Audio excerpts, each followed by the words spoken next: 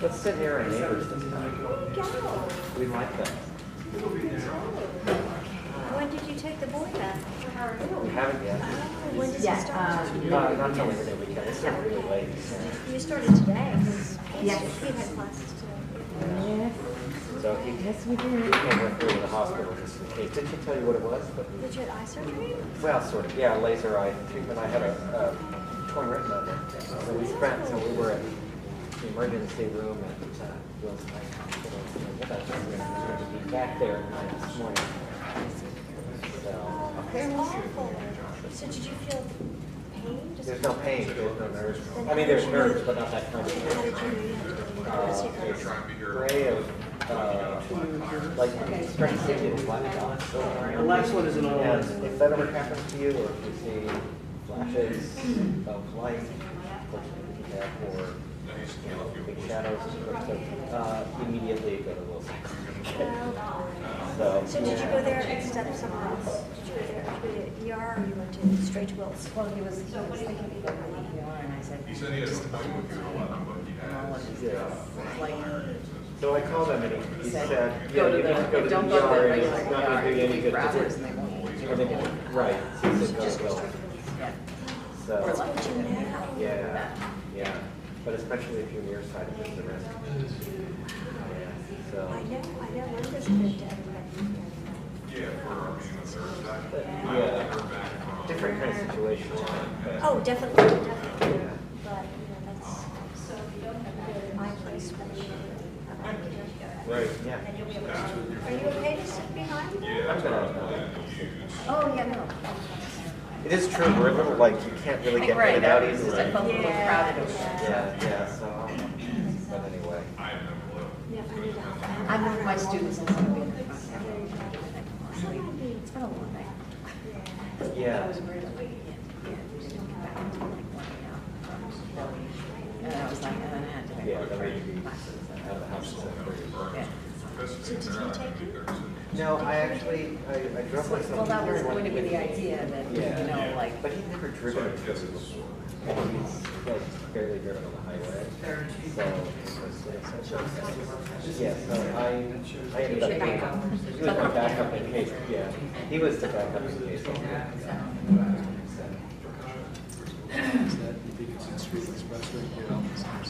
It's like, it's near Jefferson Hospital.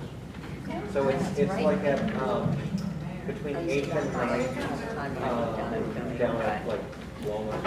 Washington Square Park. Yeah. Yes, that's the whole little district. Yeah. Yeah. They were a very active residents, they seem. They're all kids. Yeah, they're all young. Everybody sees it. Anyway, so, yes, that was fun. So unlike operating on oil, this couple of days. Felt like this was pretty good.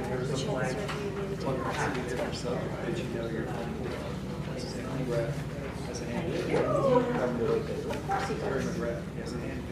Oh, yeah. We saw the fiddlers. Oh, yeah. I don't actually know Terry very well. I'm a,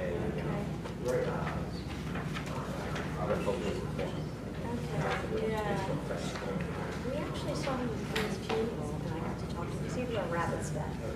And so I had a really nice conversation with him. He actually sent me to some videos of some young men he knew very well, who unfortunately had an accident, passed away. Oh, yeah, I remember. Yeah. Years and years ago. Yeah. Yeah, he was 17, 18. Yeah. But I think he passed away when he was like 20. But they were very close. Yeah. So, I remember that. I'm trying to remember his name. Just my recent history. But it had been years since we've been picnic. It's been a long time since we've been. But of course, he had his heart still. It's always like this time in summer. Yeah, it was not a bad day. Yeah. It was hot, but it was, I think it was starting to storm quite a bit. Ronnie, you ready? Oh, yeah. It's been the And so summer of we're- storms. All right. Crazy. But it wasn't as humid. as early That's nice. as I will say, we are causing most of the storms every time we put down New Year stuff. We have deer repellent stuff that we put down. Oh, I send them to your house. Like they come up and start to. And you're like, no. I try to get them to get on the road.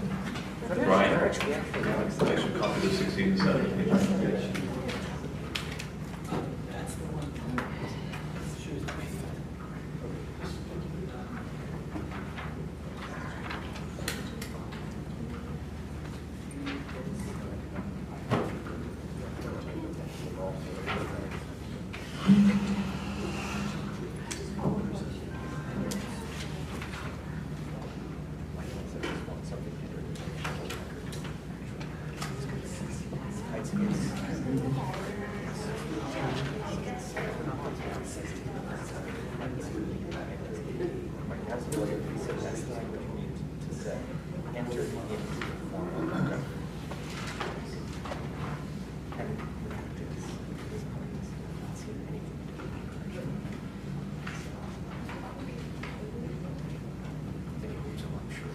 Okay, good evening everybody. Welcome to the West Goshen Township Board of Supervisors meeting, August the 24th. To start the meeting, will you please stand and join me in the Pledge of Allegiance?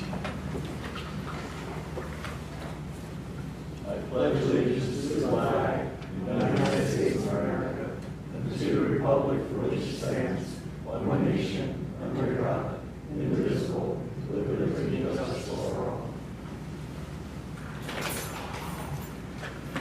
Okay, thank you. Please be aware this meeting is being live streamed on YouTube, and the meeting may also be audio or video recorded by people present in the room. Before we begin the continuation of our conditional use hearing, is there anyone here who has a public comment or question about something that is not associated with the conditional use hearing? Very good, and we'll move on to our one item of business, which is to open back up the continued hearing in front of the Board of Supervisors. This is hearing number 2, 2025, regarding the conditional use application for Westchester University of Pennsylvania for a university main campus plan for the property owned by Westchester University of Pennsylvania in West Goshen Township, pursuant to sections 84-135 and 84-137 of the West Goshen Township zoning ordinance. Sure. So we last convened on this hearing on June 30th. Mr. Nagel is going to recall, I think, 2 of the witnesses that he had started to present either at the June 23rd or June 30th hearing. So, Mr. Nagel, the floor is yours. Thank you, good evening.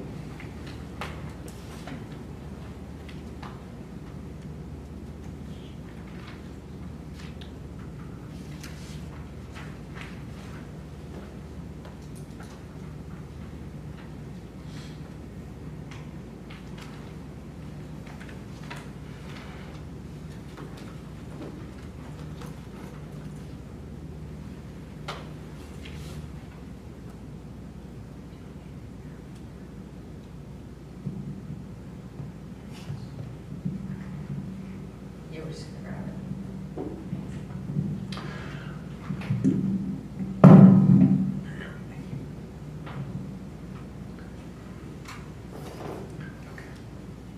Okay, the applicant is going to call Neil Kamens, who provided a portion of his testimony at one of the prior hearings, and we're going to finish his testimony. He's already under oath.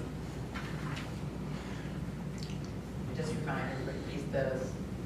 Yes, Mr. Kamens is the civil engineer from Chester Valley Engineers who prepared, as you'll hear in a moment, the conceptual stormwater management plan and the Chester Valley Improvement Plan.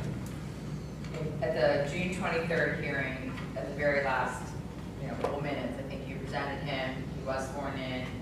I think you recognized him as an expert witness in civil engineering. Correct, and he testified about Appendix G, the master plan for campus improvements, and then we stopped right before we started talking about Appendix F, which is the conceptual stormwater management plan and report. So moving to what's marked as Exhibit F, I'm showing you what is marked as Exhibit F, which is your packet. Could you just identify what that is?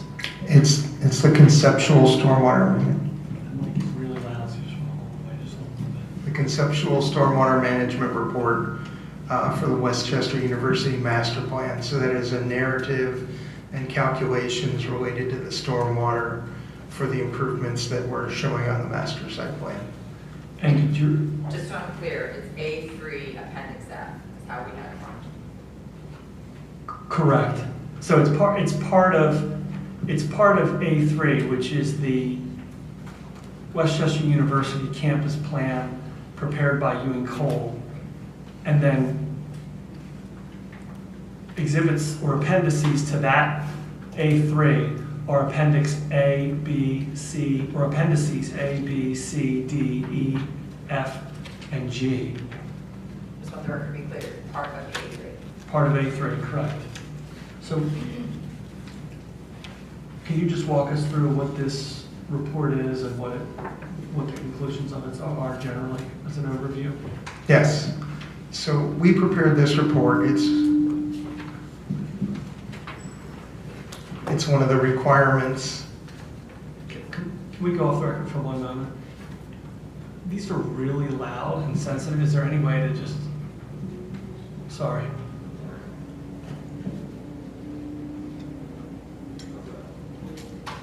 Testing, I think that's a little better, yeah. I'm just worried we're going to be getting feedback all night.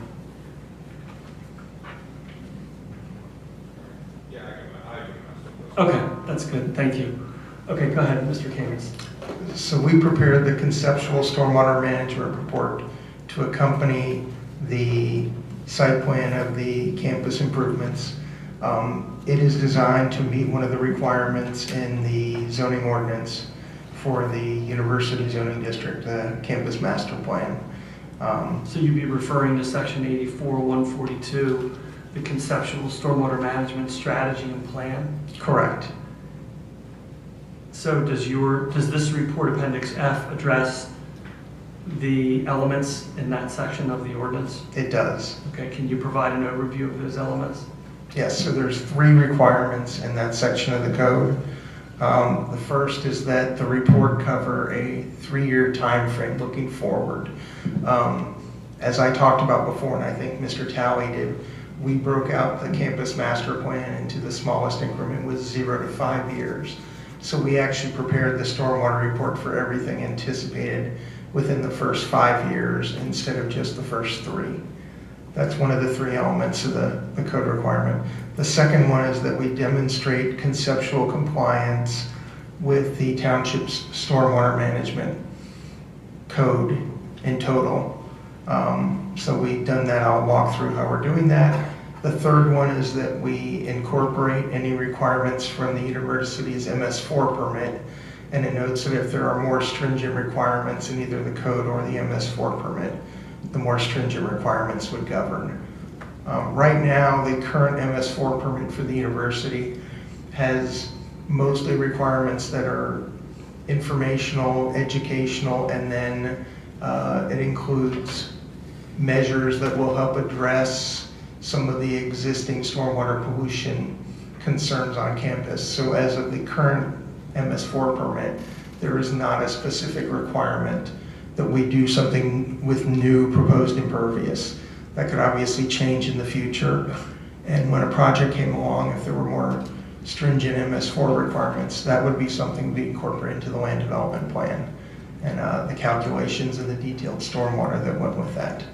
So most applicants don't have their own MS4 permit. The university maintains its own individual MS4 permit, correct? Correct. Could you just explain a little bit of what that means? It's a permit for, it's a municipal separate stormwater sewer system. It is a requirement and a permit really from the state, which is getting its delegate authority from the EPA, to that every entity that runs a stormwater system has that permit like that to help improve water quality and monitor water quality throughout their system. As The township has one, Westchester Borough has one. As those things go along in permit renewals, each period usually becomes more strict. So the first time an entity gets the permit, it's really structured to facilitate what the issues are so that those can be understood. And then when the permit renews, there ends up being more provisions, and eventually as things go on and you're through multiple renewals, there are more standards, and it's possible that at some point in the future, the university's MS4 permit may have some requirements that are differ or maybe more strict than the township does. But right now, for new development, that's not the case. Okay, thank you. So turning back to Appendix F, you cover the requirements of subsection 142 with respect to the conceptual stormwater management strategy and plan. And is part of that also a conclusion that you can provide stormwater management for all of the improvements shown on the master plan? Well, the improvements, we only looked at the ones for the 0 to 5 years. But what we did, to give you a brief synopsis, we looked at the proposed improvements and the amount of additional impervious that would be proposed.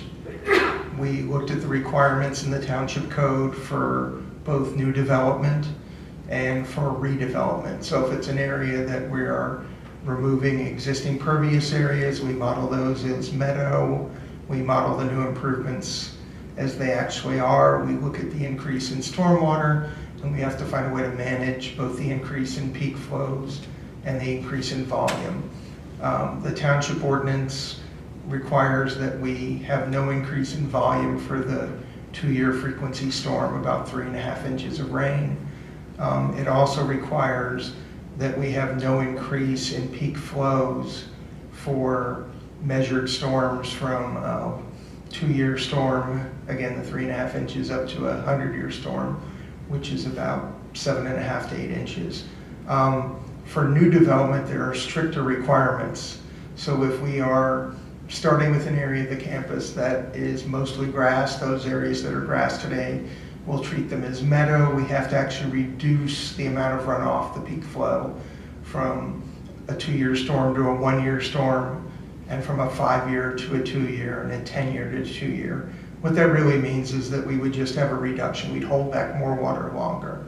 If we were doing redevelopment, we say we're removing a parking lot to put in a new building, or we're removing one building to put in a replacement, we have to assume that 40% of the existing building is meadow. And then we have to match the peak flows that come from that calculation. The short answer here is there are requirements in the township ordinance that we're going to reduce or keep the same, the stormwater, before it leaves the area we're doing the work that's proposed. So what we did is we looked at each area that had proposed impervious, and in the township, that's primarily the expansion to Sykes-Union Union that we're showing, and then we're also showing improvements to the sidewalks along Rosedale Avenue. So for each of those, we looked at how much new or added impervious there would be. We looked through what's called a loading ratio, so how much area you want to set aside for stormwater versus how much impervious you're proposing. It's typically about 5 to 1. So if we had an acre of new impervious, we'd have 1/5 of an acre for stormwater. We found an appropriate area near the improvements.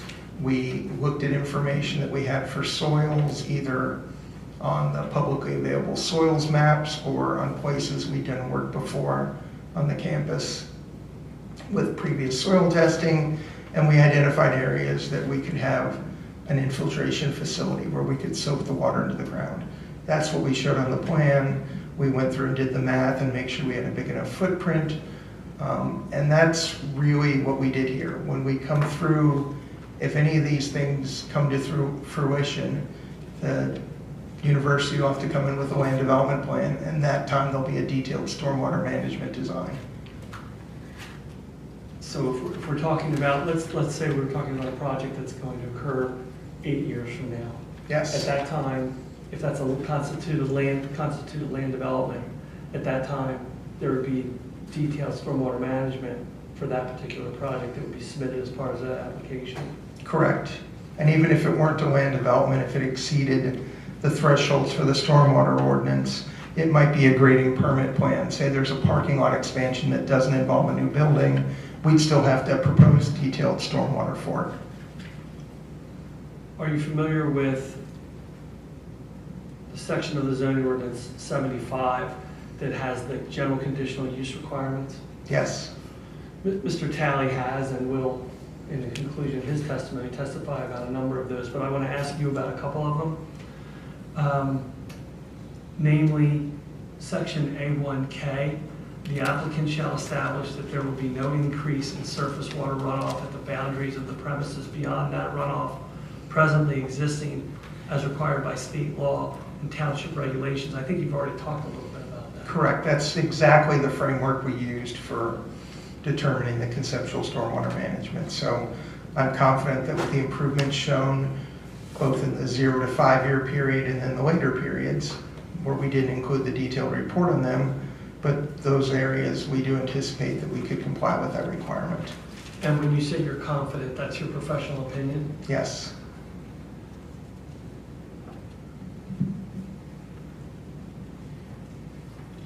Based on your work and your review of the master plan, did you determine whether there's adequate availability of water and sewer for the various projects contained on the master plan?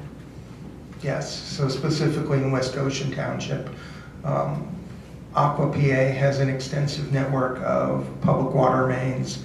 There's a 16-inch main in High Street. There's a 12-inch main in many of the streets around the super block. And there's some smaller mains within the campus itself. So I'm confident there's plenty of water availability from them. Sewer in the township drains to the township sewer plant. And while we obviously would have to go through whatever sewer planning is required based on what improvements there are, the information I've seen is that the township has sewer capacity and we could get that sewage to existing sewer lines, get it to the treatment plant, and it could be treated. And when you say whatever sewer approvals that might be needed, that might include like a planning module approval or Correct. something of that nature, okay. And did you also conclude that the way things are laid out, that there would be a logical extension of those utilities and any other necessary utilities? Yes. Nearly all the locations we propose something have utilities extremely nearby, sometimes directly in front of what's there today.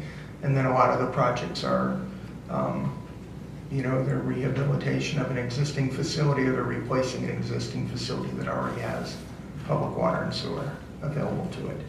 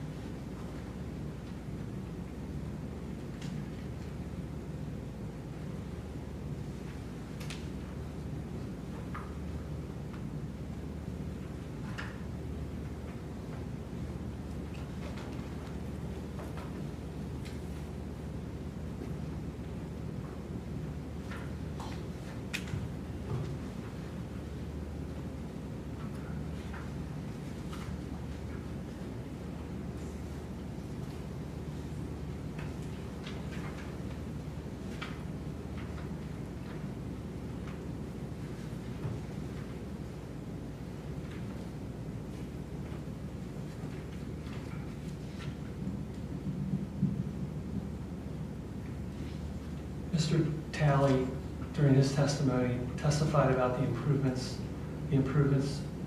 schedule and implementation schedule, and you had, A7, you had contributed to that. I'm going to ask you about your page that's part of that. Could you just review that for us, please?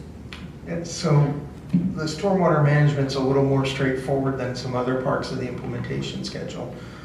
Because unlike the need for parking or access or classroom space that might be disjointed from other improvements, each of the stormwater facilities will get constructed at the same time as the additional impervious. So in West Goshen, we identified the improvements at Site Student Union in 3 locations directly adjacent to that. So for stormwater. So if and when there are improvements to the Student Union, the appropriate amount of stormwater facilities would be constructed. So if all the improvements we envision are built at the same time, then we would expect that those 3 locations we identified would all be constructed. But if they only build part of the improvements to the Student Union, maybe they would build 1, 2, or 3 of those. But we'd have to build enough so that we were always ahead. We always had sufficient stormwater management for what was constructed, maybe leaving some for the future, but we can't be behind.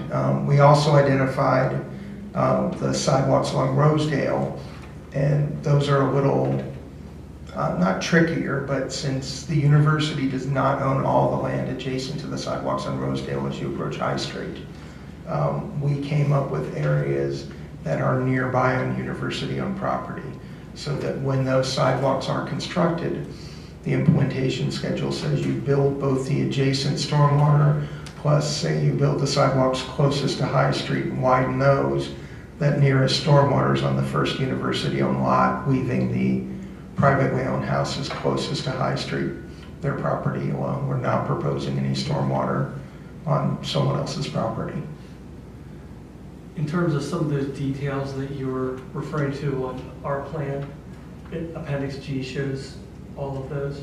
Appendix G shows the improvements, and then there's a map in with Appendix F that looks very similar to Appendix G, but has blue highlighted areas where the stormwater facilities are proposed.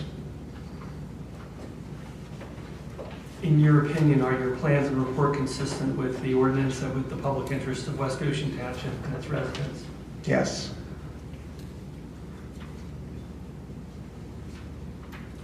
Those are all the questions I have for Mr. Kamens. Board, any questions?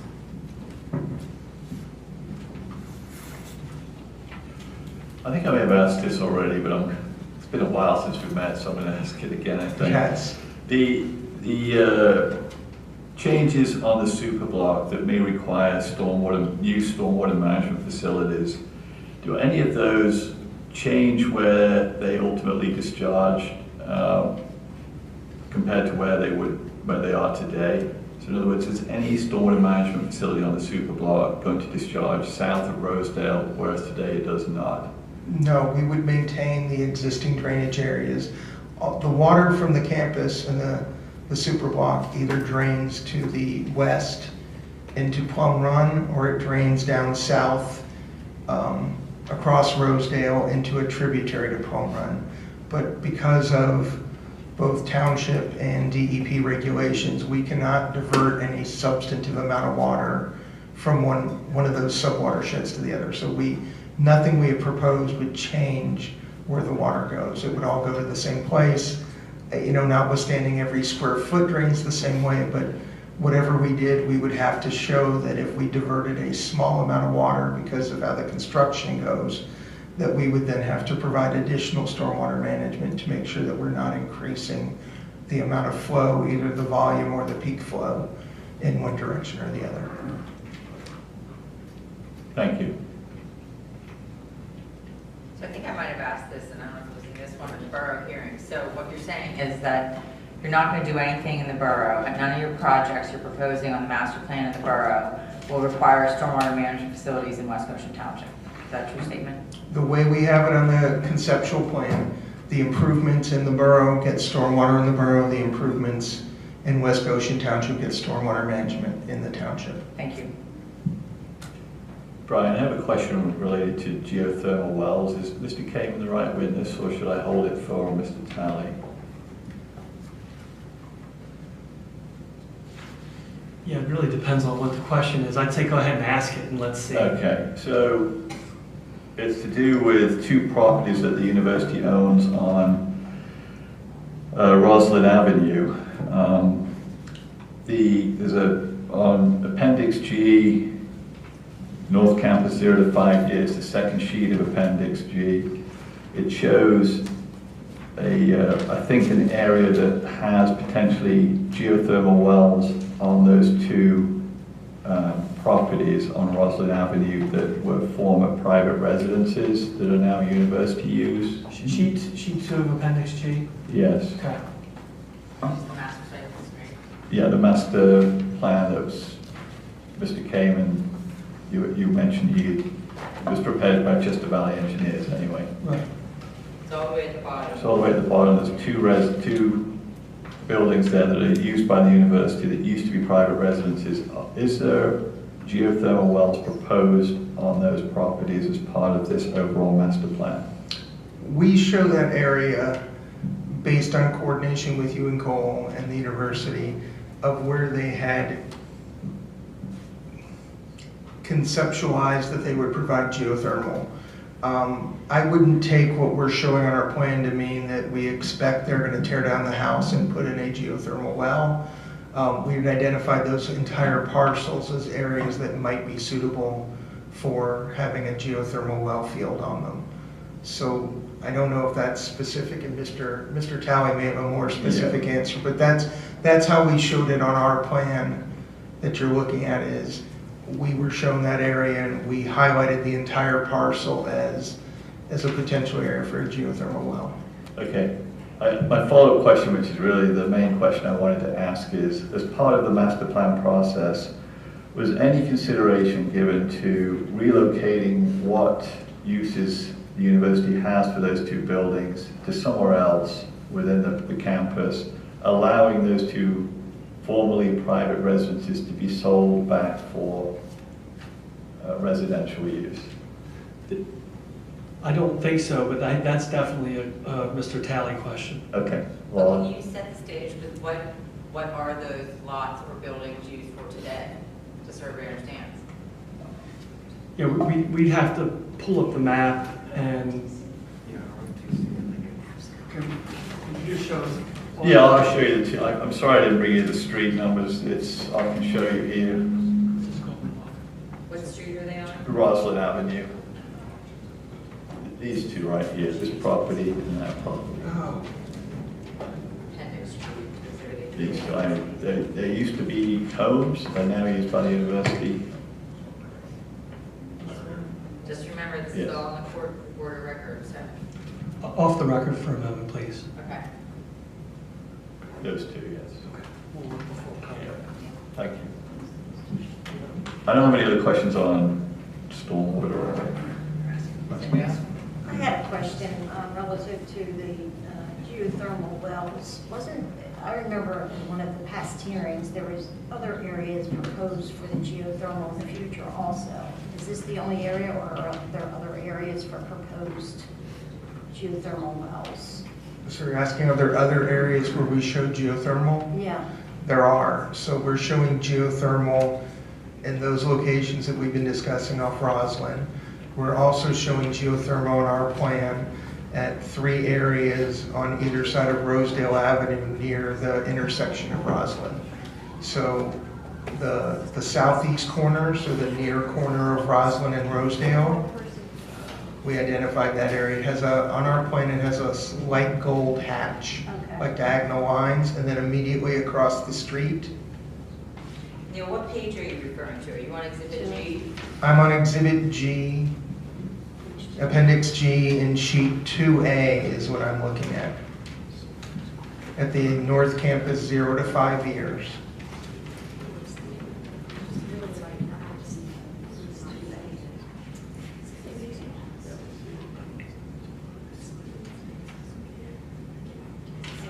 It's a gold diagonal line hatch where we're showing the geothermal. Yeah. Is this revised?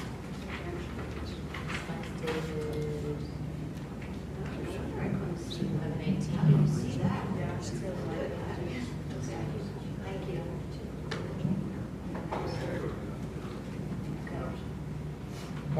point it out because it's very difficult to see on the print. That is very difficult. So we were talking about first the houses, let me make sure I'm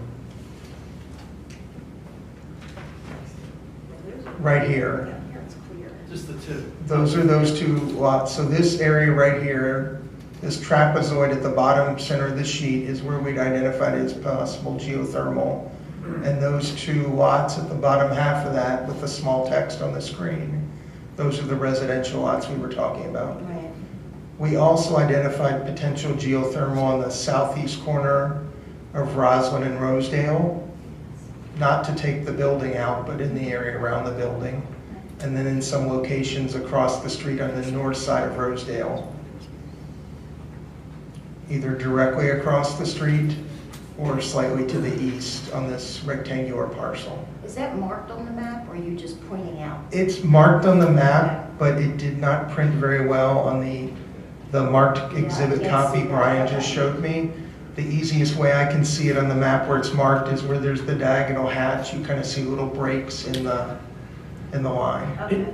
In the actual submission, Right. there's a full-size plan. Okay, so I just wanted to make sure there was. And you can see it on the full-size plan. Okay, that's, as long as that's fine. While we're on this page, if I could ask, for the proposed addition to the Sykes Building, student activity, dining support storage there, can you describe a little bit more in detail what kind of stormwater management mitigations will be put in place once, if that building addition was added? Can you, I'm sorry, I don't hear that well. Which building addition? This would be the Sykes Building, Yeah, student so- activities and dining addition, proposed building. Yes. Do you have Appendix F? Chris, do you have our map that's in Appendix F? It's towards the end of F. You also list things in Exhibit A7, I don't know if that's helpful for you. A7 implementation. Which exhibit? What's F first? Appendix F to Exhibit All right, what page are you looking for? It's at the very end of the exhibit. There's a 2-page plan after all the text.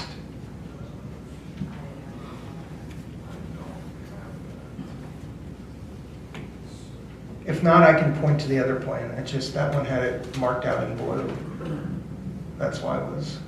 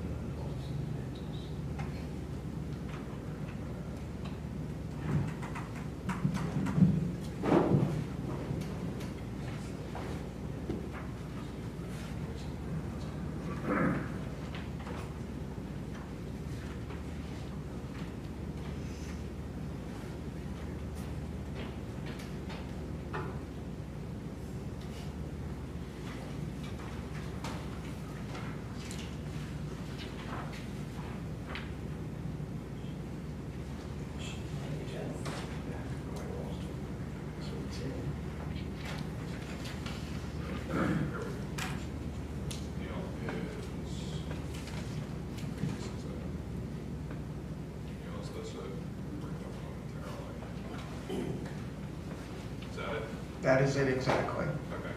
So that is the plan that's supposed to be attached to Appendix F, correct? Yes. Yeah, the report I have has a full-size copy on it. And, what page were you looking for? You're on the correct page. Okay. So if you want, you can zoom in on the area near the student union. If not, I can point things out at this scale. Sorry about that. That would be perfect if you just scroll back up. Put that right there. Yes.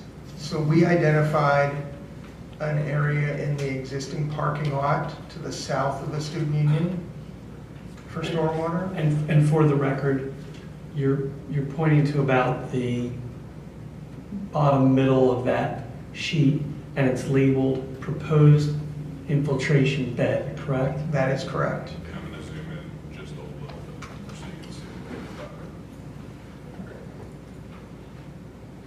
That's where the alumni house used to be, right? So this No, area that's an existing is an parking area. existing parking Oh, lot. okay. that we identified as an area and that we use that. Yeah, Can I you see just it. state your name for the record again? She wasn't the court reporter the first 2 times. Can you please state your name? I apologize. My name is Lisa Heiss, and I was trying to determine whether or not that proposed infiltration bed is overlapping where the alumni house used to be and was just taken out. Okay, can you just make sure in the future that we don't, you're a party, so you'll be given an opportunity to ask a question. Thanks. So sorry, to be clear. So can you just respond to that before you move on to the question that the resident just asked? I think she said, are we taking out the alumni house? Is what she asked is the area that you were just identifying, which is labeled proposed infiltration bed, is that the site of the alumni house that was just demolished? No, it's an existing parking lot. Thank you. Go ahead. Continue, please. And then we also identified areas to the west of the student union for some additional stormwater under an existing driveway. And then we identified an area along Rosedale to the west side that would serve both the sidewalk and have some capacity for the building addition. And the area along the sidewalk that you were just showing with your pointer is on the south side of West Rosedale Avenue, and that's a long area along West Rosedale Avenue on the south side, and it's labeled proposed infiltration trench, correct? Correct. So as a reminder, as I discussed earlier, the typical sizing is we have to have stormwater that's 1/5 the size of the impervious area. So we sized the area to the south of the student union, and then we have little other areas that will give us a 5-to-1 ratio of new impervious to proposed infiltration footprint. And again, as everyone knows, I think, that, you know, these are conceptual. We picked an area where we're not impacting other things, where, to our knowledge, we're not impacting other utilities. It doesn't affect future improvements that might be proposed in a longer time frame. But if an application came in for that building addition, there'd be a complete land development plan. We would do on-site soil testing. We'd have a detailed design of the stormwater facilities. Anything else for Mr. Kamens on the board? I'm going to open it up to the parties. If anybody's recognized as a party has a question, please come forward. Frank, can you give the gentleman, and please state your name again, because the court reporter was not the court reporter. Oh, Eleanor was not here the first 2 hearings. That's fine. My name is Dan Schatz, Daniel Schatz, SCHATZ. My question is simple. Are the stormwater areas that we've just been speaking of, particularly behind Sykes Student Union, will that water be running off into the detention basin that was just recently refurbished?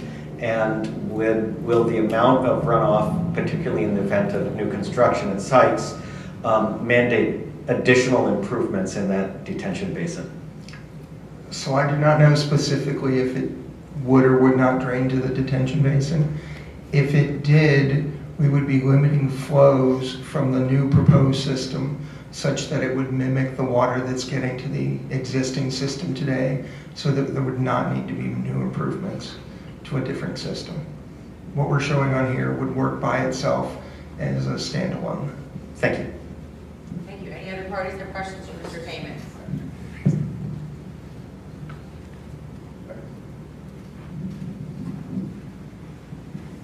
Hi, Dan Diskin, D-I-S-K-I-N. Simple questions. I hear talk about the sidewalk improvements on Rosedale. I couldn't find them in the plan. I'm sure I missed them. Just 2 specific questions. Sounds like you're widening from Cerrito to High Street. Essentially, the idea is to, and I won't say the entire sidewalk because there are specific limitations. They're the properties, the private properties that be in front. The idea is to improve it from a small, narrow sidewalk to something that can provide more and easier access to pedestrians. So yes, essentially from High Street all the way west across the whole block. Okay, good. So more specifically, the corner of Cerrito and High Street. On the east side of that, there's no curb cut. There never has been. I don't know why. It's like a stone curb. Is that proposed to be, as part of the project, would that become a curb cut? Because it's not accessible.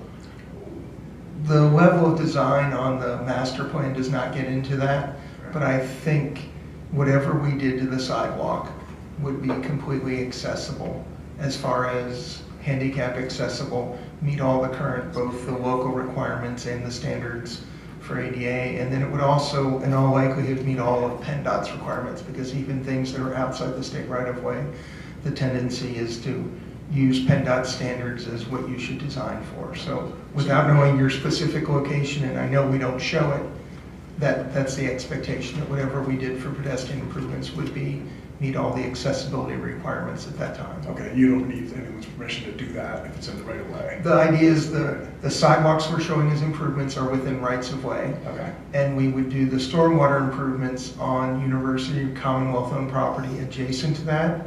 And in areas where there is no room to do that, or the university does not own that land next to it, we would compensate for that as nearby as we can. Okay. Yeah, the other question I have is also specifically just to the property just to the west of Sykes, which is like a chiropractor's office. It's right along where you have those infiltration beds running along the sidewalk on there, just to the west of Sykes. The university doesn't own that, or you are still proposing to put new sidewalk across there, because there's no sidewalk there now. It's like dirt. What's shown on the master plan is to put new sidewalk all the way from High Street, all the way west across Rosedale. Okay, great. But again, I couldn't find it on there. So. The level of, improvement here, clearly if we get to some property and that can't be widened as much as something else, then the university would have to do what, can reasonably be done in the property that is available to them. Okay, great, thanks. Any other parties have any questions for Mr. Kamens? Okay, if not, go back to Mr. Talley. Yes, please. Yes, please. Just need a minute to change over here.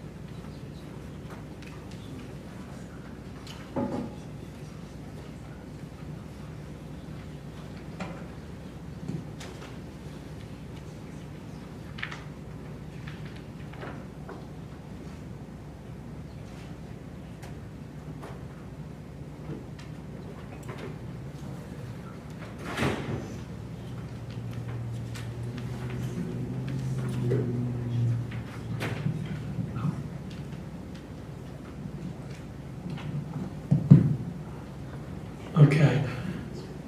Thanks, Chris. Okay, the applicant recalls Conrad Talley, who's already under oath.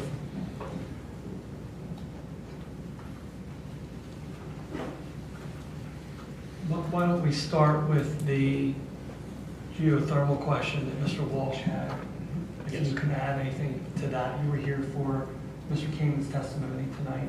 I was. And you heard that question. I was, yes. So why don't you start with that? So to clarify, the two properties that are in question are currently used as basically its office space. During the course of our work, there were no discussions of selling those properties nor changing those uses. The zones that were identified as potential opportunities for geothermal were done by an independent, I would say a third-party engineering group, and we carried those potential locations forward for the purposes of the university to consider them in the future. There's a low probability that that particular site would ultimately be used for geothermal, at least within the next 0 to 5, and I would speculate even the 6 to 10 year range.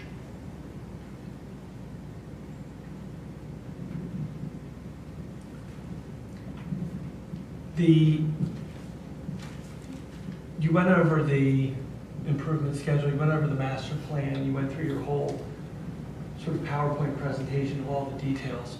I just want to clarify one thing. I mean, your plan shows a 0 to 5 sort of recommended projects. Those are your recommendations, right? And a 6 to 10. But that doesn't mean any particular order for projects, right? Yeah, that's correct. So to add a little bit to that, through the process of our work over the course of about a year, stakeholder engagement conversations with the university and their stakeholders, we identified, I think as I shared with you all previously, hundreds of potential projects. Those were narrowed down, and then they were prioritized and put into that sort of 0 to 5 year, 6 to 10 year, and even the 10 year beyond buckets, as it were. So at the time of those stakeholder engagements, those were the identified priorities. But ultimately, what the university can move forward with or will move forward with on a, I'll say sort of an annual basis, will depend upon, I'd say there are so many different parameters, whether that be shifting priorities of the institution, available capital, things of that nature. So they might decide that a project that's shown in a 6 to 10 really is going to be moved up to a 3-year project or something like that. Is that fair? That is a fair. Is that a fair conclusion as to what the master plan shows? Yes.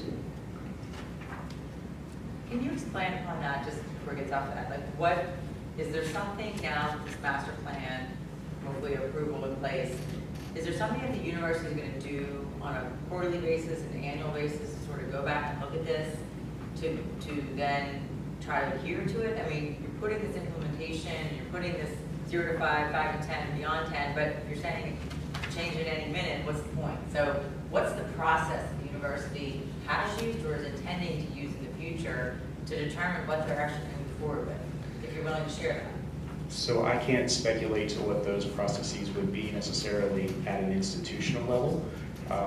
What I have seen, based on what we saw from their past plans, is they somewhat methodically worked through opportunities as funding was available and in alignment with their strategic priorities. So in the case of this institution, based on what we know of the stakeholders and priorities, housing has been a priority.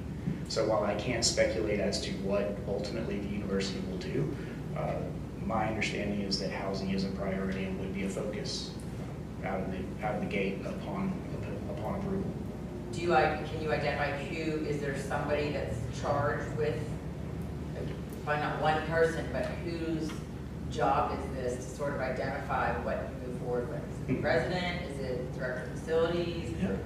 I don't think it's necessarily one person's job, but probably the best way to answer this question, Todd Murphy's here, and he can identify himself what his position with the university is, and just give you a little bit of a sense of that question. Only if the board's interested.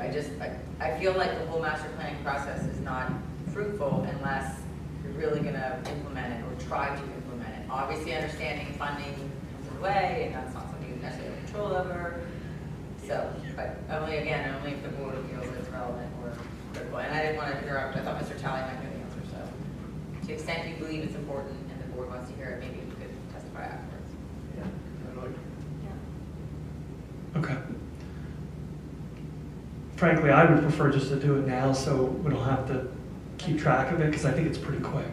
Oh, that's fine. Okay. So the applicant will call Todd Murphy.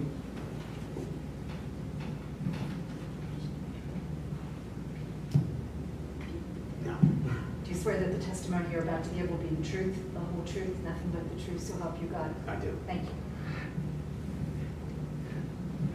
Could you state your full name and your position with the university, Mr. Murphy? Sure. Todd E. Murphy. I'm the Vice President for Finance and Administration at Westchester University. And you were here during all the testimony this evening and prior to this evening, correct? Correct. So the question is, you know, in the context of the master plan, how does the university, what's the process for deciding what project you might move forward with, or when you might decide not to move forward with the project? And obviously there's changing priorities as there's changing needs. Could you just explain that a little bit? Sure. Just to give you a little background about the master plan, so this was a very collaborative process with the entire campus, the community. We held several different events for constituents in the university community and the neighbors to come up with the projects. We developed a timeline based on our best estimate of when we thought we could do things and the time schedule for it. To answer the question though, we do look at housing as a priority right now, and we've kind of led that in the focus during Mr. Talley's and you and Cole's process. So each year we are evaluating the master plan. We set goals as far as projects that we want to do in there. Now, to get back to the funding piece, everything is contingent upon that. If we were to do a large project where we need to issue debt, that is a process that we have to initiate with also our Board of Trustees, the Board of Governors, and the Pennsylvania State Higher Education, PASHE. So this is if the university wants to participate in a specific project that's on the master plan, there's a whole another process as well. So even though we look at it throughout the year and we determine what we're going to do each year, we still may change. This is a fluid document where we may, based on other things that happen in the university, whether enrollment changes or needs for other things throughout the university.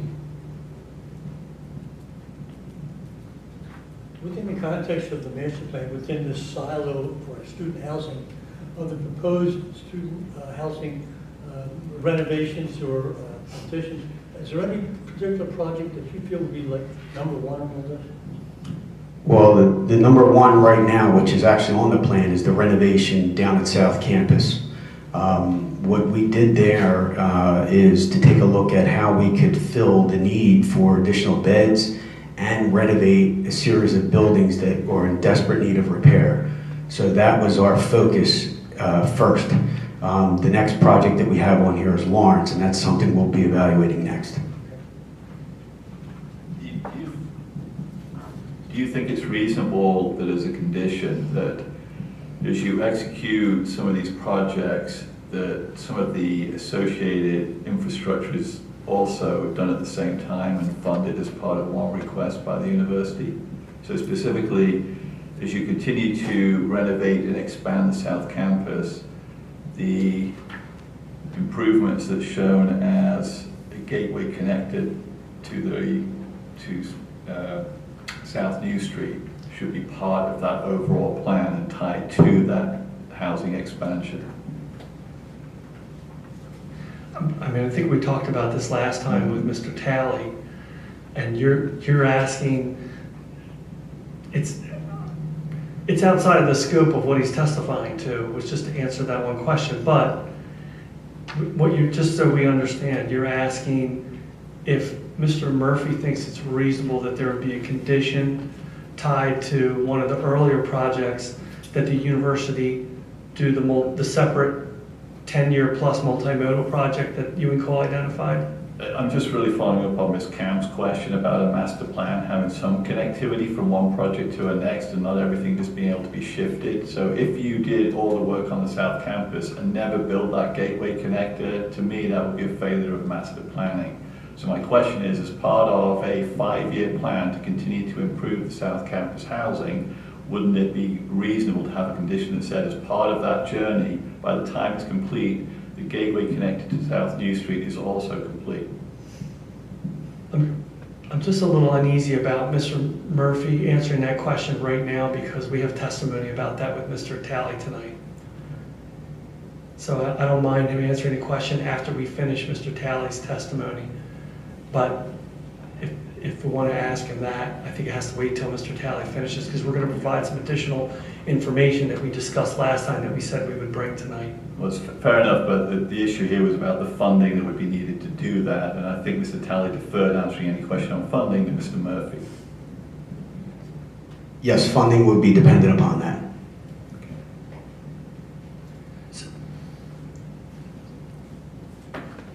So just to follow up on Mr. Walsh's question, Mr. Murphy, is it fair to say that you would say that would, in your view, not be a reasonable condition because it's a separate project that you might not be able to get funding for? That is correct.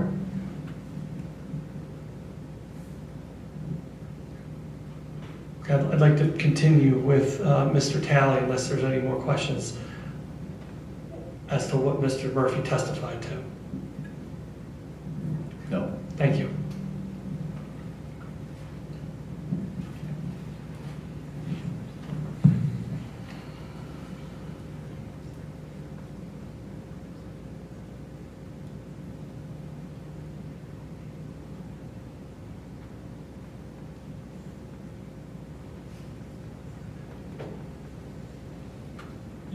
You reviewed the urban engineers review letter, which is marked as, I'm not sure if I separately marked it, but it's marked as Board Exhibit B5.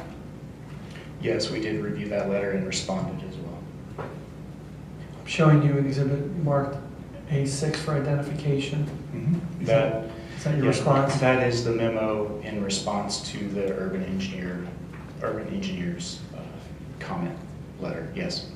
Okay, and can you just give an overview of how you generally address the urban engineer's letter or what responses? Sure. Our general response is literally line by line. Do you want me to just kind of walk my way through that? Or? I don't think you need to walk through each one. I mean, it's in the doc, it's in A6, right? Yes. Are there any in particular that you would highlight? And it's okay if there are none. Sure.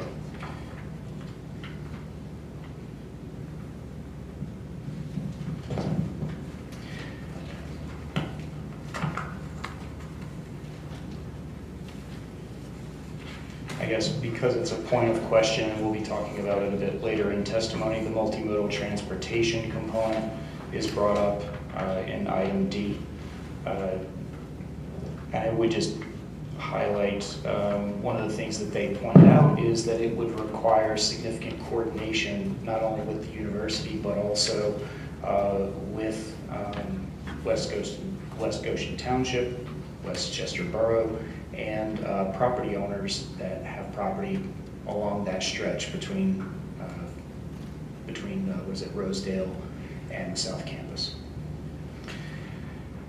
There are several items of crossings. I believe we'll be touching on that a little bit more, but also those are tied to more specifically the improvements at South Campus, and my understanding is that those are being advocated for and moving forward.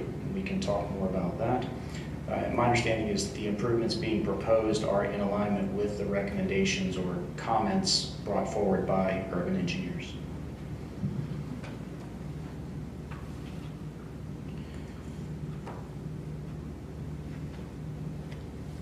There are some elements of signage, which that's a level of detail that we normally don't get to at a master planning level, but my understanding is that the university is already moving forward with discussions around making some of those improvements.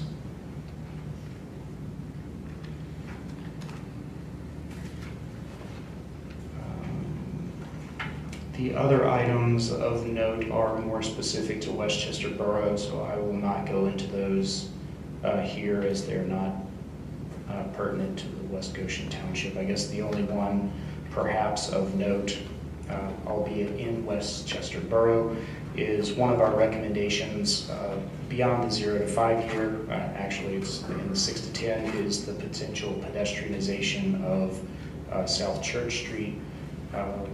And again, it reiterates the comments suggest full cooperation and coordination with multiple entities, which we support. Okay, going back to what you had testified when last week we were here, and a little bit about what you were just talking about in your response letter with respect to the New Street corridor. Mm-hmm. We had talked about preparing an exhibit generally to show the properties along New Street. Sure. I'm going to show you what's marked as Exhibit A16. Yes. Which is just from the Chester County GIS system. Mm-hmm. That was not prepared by you, right? That was prepared by my office. Yes. And really just the purpose of this is not to show any detail, but to generally show the New Street corridor from South Campus up to Rosedale, running through West Goshen Township. And then there's a second page. So if you could just go over what that generally shows, with the understanding that it might not have the level of detail that you would invest as an architect, but just showing kind of general areas. Sure.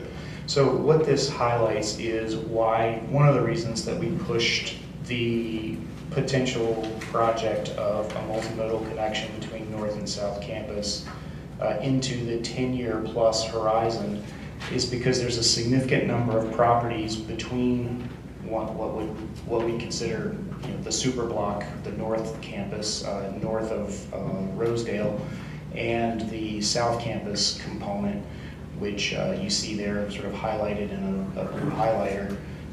Those are individual properties, private owned, right? And some of them are within West Goshen Township, and then there's some additional properties within, I believe, East Bradford.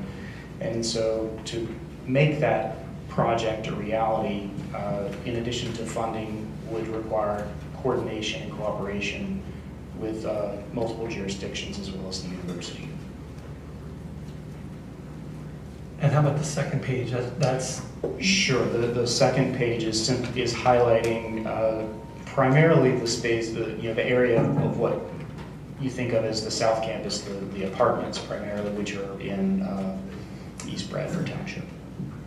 So it continues to go south out of West Goshen into East Bradford, where South Campus apartments are located, where there are some playing fields and a portion of the stadium also located in East Bradford, right? I believe there's some a parcel of land adjacent, yes. Gotcha. Okay, so one of the things we talked about last time was that there's an existing macadam path that's outside of the roadway, yes, along South New Street. And we had said we would bring some imagery that shows that so everybody can sort of see it in their mind's eye. I'm going to show you an exhibit marked A17, yes, which is just a series of sort of like Google Street Views looking south and progressing down New Street. Can you just walk us through those sheets? Sure. I mean, what this is suggesting or showing, not suggesting, is that on one side of New Street there appears to be, or there is, a modest sidewalk connector. It looks like in some instances there are appropriate accessible curb cuts, and perhaps in others there are not. From my understanding, and looks like it's being shown here in these photographs, is that the areas that are on Westchester property, typically the sidewalk is continuous. And it looks as if there are some properties, private-owned properties, where that is continuous as well. And that runs all the way from Rosedale to at least the stadium and really past the stadium. That's my understanding, and that's what these images show. Now, does that sidewalk continue all the way down to the south campus? Yes. I can see that here on this last picture. The last picture is in front of some seating, grandstand seating, which is part of the south campus. Right. And then there's the south campus housing, which is to the right of the picture. This is the second to the last picture. Not the last, but the second to the last. Yeah. Mm-hmm. On the left-hand side, going south on New Street, Mm-hmm. I don't see a sidewalk there, or am I missing? That goes down to on the left side of the image, there is continuity of the sidewalk. There is striping there depicting pedestrian crossing, and then it looks like there's pedestrian crossing across South New Street as well. Where the entrance to the south campus housing, is there a sidewalk in front of that area? So if you were to cross on the image from left to right, you would cross the street, and you can see in the sort of center right, there appears to be a pathway. I know, I see. But I'm saying you go further south on New Street, in front of the entrance to the south campus. I don't think there's a sidewalk there along that, either side of the street. And your pictures don't go down that far. And I'm saying you go past that. In the last street view in that packet, you can see the sidewalk going all the way down past the stadium. Yeah. I believe there's a sidewalk in front of the entrance from the south campus housing area that would connect to the sidewalk that goes from the south campus all the way up to the north campus. I'm just saying, I don't think the picture. The image that's up on the screen right now, which is the last image of A17, this path on the right.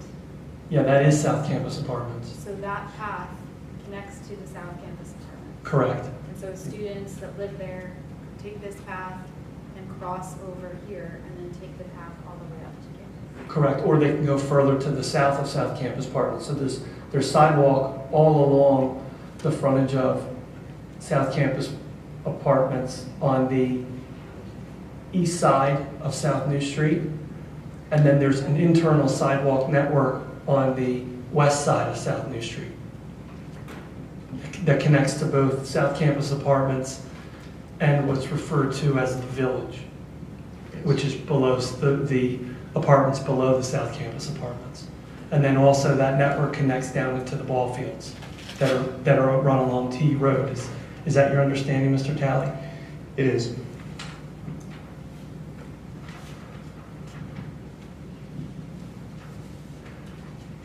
I just want to go back, and I'm going to show you an exhibit marked A8 for identification. Mm-hmm. You talked about, we've had some discussions about improvements along the New Street corridor associated with the South Campus Apartments in East Bradford Township. Yes. Is it your understanding that with East Bradford Township, the university is coordinating crosswalk locations at 3 different locations with potential improvements that are being discussed as shown in Exhibit A8? Yes, that's my understanding. And those 3 crosswalk locations are labeled on A8, 1, 2, and 3? They are. And are those significant improvements as you understand it? As my understanding, yes, they are. And when we say significant improvements, are we talking in order of magnitude of? Not inconsequential dollars, hundreds of thousands. And Mr. Nagel, are these, what you showed in Exhibit A8, is this something that East Bradford Township is mandating or requiring as some sort of approval process? That's correct. East Bradford Township required the university to engage in review and improvements of those 3 crosswalk areas, subject to coordination between East Bradford Township, the university, and PennDOT. Even though South New Street isn't a PennDOT road, there is a connection with PennDOT which gives them some input over any crosswalk improvements that would happen there. And what's the timing of when, is there a time frame for when they must be completed? By the end of the South Campus Apartments project, which is 5 years, going back a few months, so less than 5 years.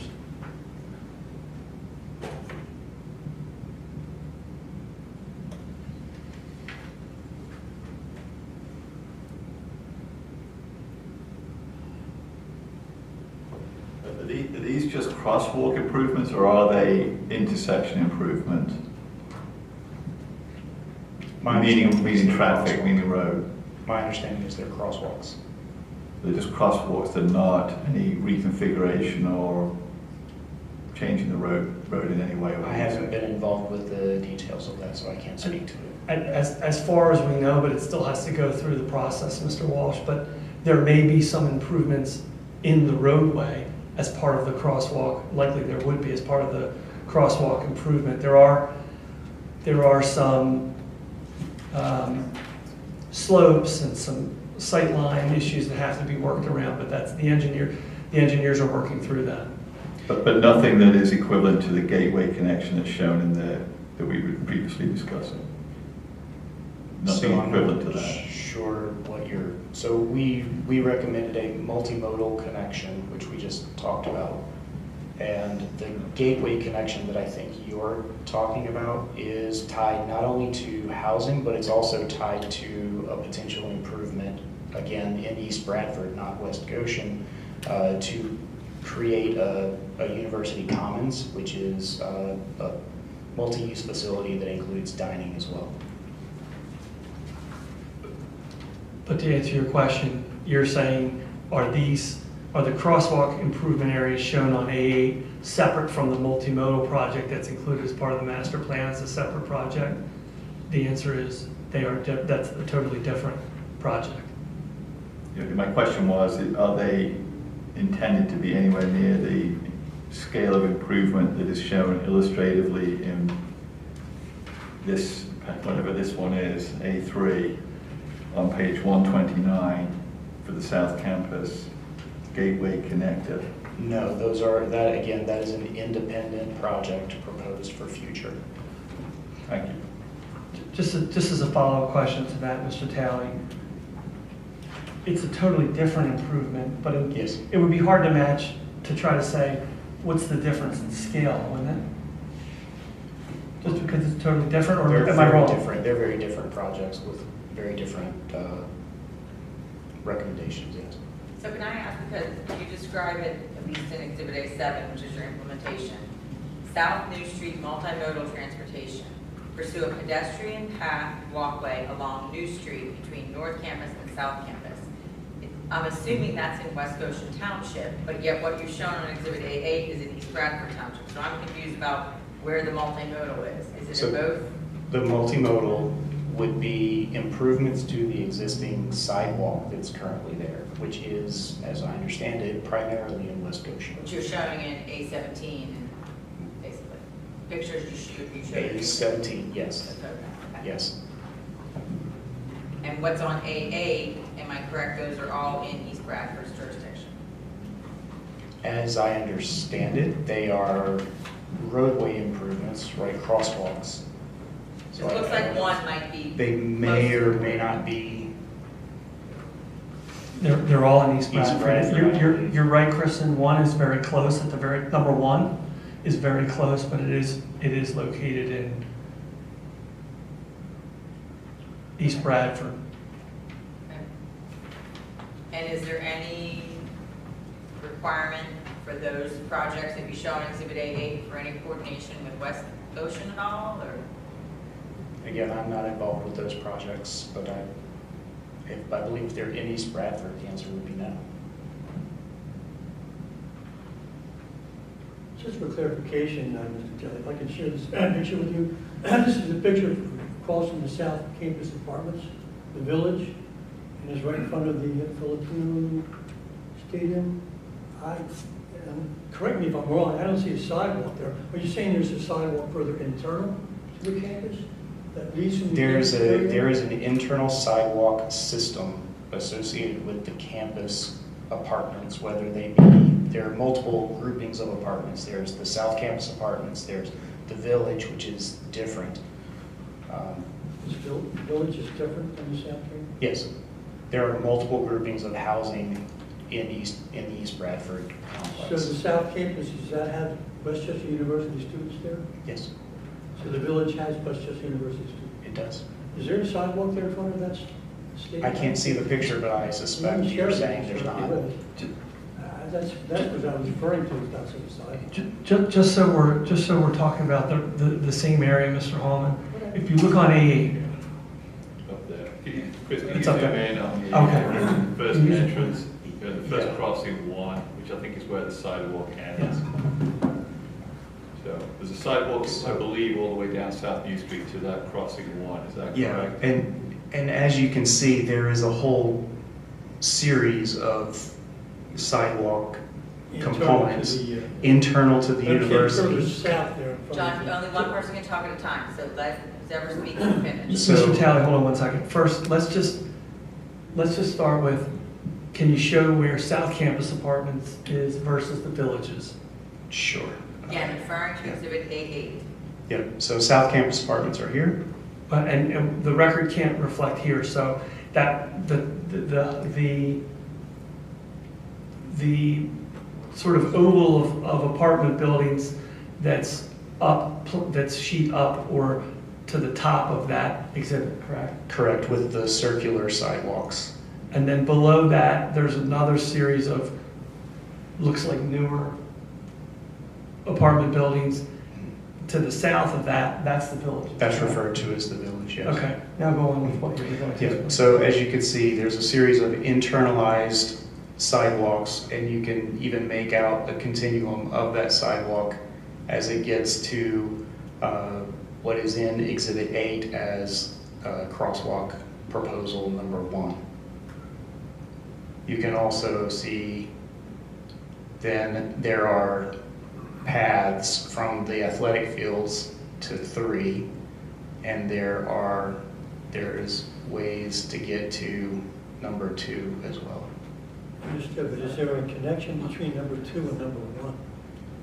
Is there a connection? So what we were just walking through in Exhibit 17, I think it is there is a connection along the eastern side of the street. And also from number 2 on the west side of the street, from number 2 down, there's a sidewalk along.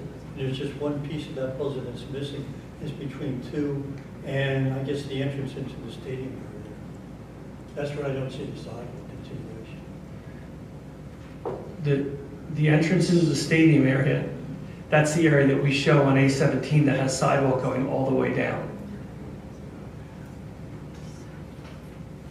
And then the sidewalk network that Mr. Talley is pointing out that's shown on the west side of New Street connects up to the South Campus Apartments sidewalk that runs from east to west that you were asking about, Mr. Hallman, that's up at number 1. And so you can see on A8 there, you can see the sidewalk, and maybe you can show it, Conrad. You can see the sidewalk at number 1 that goes from east to west and north to south. Yep, so there's east to west here, north to south here, which connects to the internal network. I'm just saying, I don't see a sidewalk there in front of that stadium that goes from the village entrance of the new street that goes further north. And that's that one little piece of that puzzle that's missing in that sidewalk. If you're talking about on the west side of... Can you use your pointer? Yeah, are you talking about a sidewalk along here? further, a little bit further south, a little bit to your right. Like down the here? East side. On this side, near On the stadium. this side. The stadium side. Yeah, further up past, above 2. Between 2 and. Above That area here. right there. That's where I see the sidewalk. I mean, I see the driveway. He's talking about here.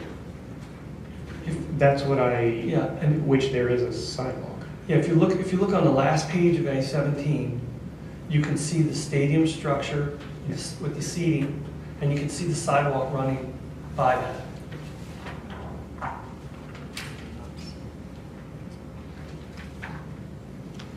The last picture. Yes. How about the second to last picture? I understand. You're saying go further south of that, which is where the sidewalk in front of that. So the second to last picture shows the macadam as part of the continuing sidewalk with a crosswalk marking it. Right.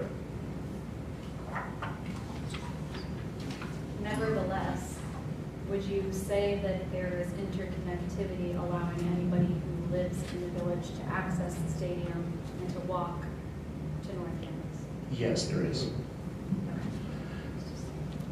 Mr. Talley, are you familiar with the general conditional use criteria of the West Goshen Township zoning ordinance? I think you would recognize section 8475.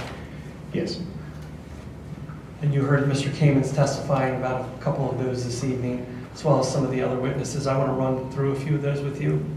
Yes. Go right ahead.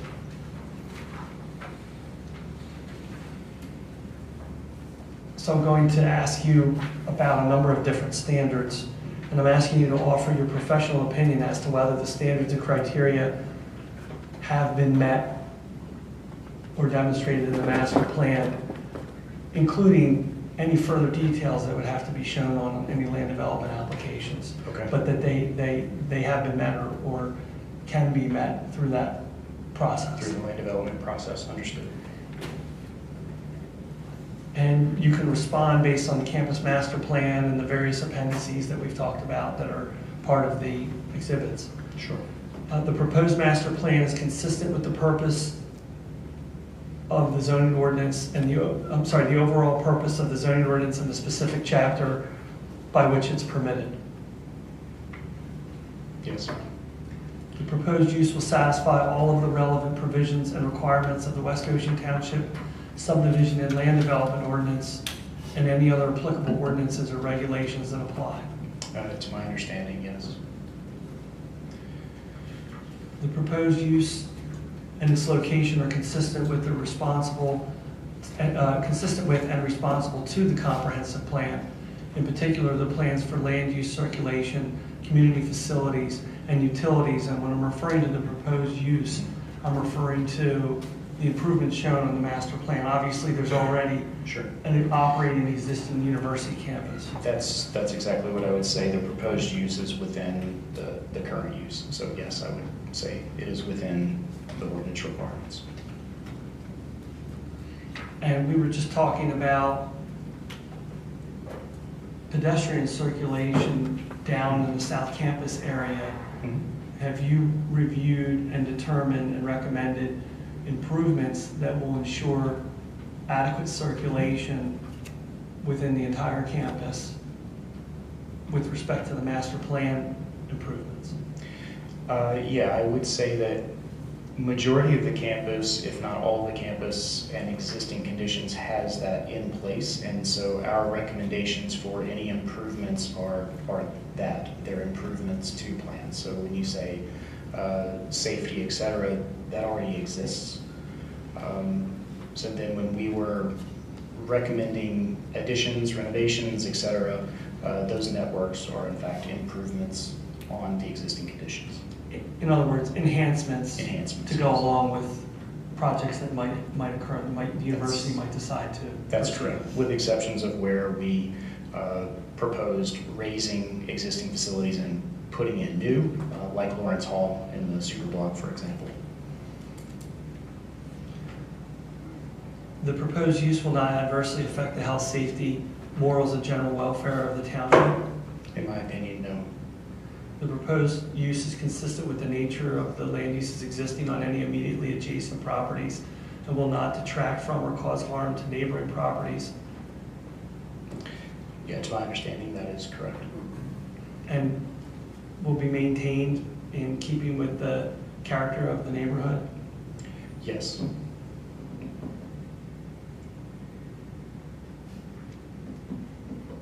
The proposed use is located in an area or areas for which the properties are suited? Again, going back to knowing that the institution has been here for years, I would say yes. The proposed use is consistent with the logical extension of public services and utilities, such as public water, public sewer, and will not have a negative effect on public services and utilities of the surrounding properties? In my opinion, that is correct, and I believe you heard Mr. Kamens testify to that effect as well. The proposed construction will be consistent with good design principles and sound engineering and land development practices, and is in keeping with the character of any existing quality of construction within the neighborhood, and maybe particularly on the campus. Yeah, so again, this plan sets the framework for those things. The projects themselves, to meet that criteria, would be brought forward in specific detail as part of a land use development application. And do you have any reason to question that a land development application for something that would constitute land development on the master plan would meet those requirements? It absolutely should. The proposed use reflects an environmentally sensitive approach to land planning and design based on thorough site analysis and evaluation related to topography, soils, vegetation, any other characteristics that you may have considered or looked at? Yeah, I would agree with that. And again, the details of which would be evolved through the land development process, but the framework for that based on our recommendations are in keeping. And some of that goes back to the work of the civil engineers? Yeah, absolutely. Civil engineers, landscape architects, and engineers.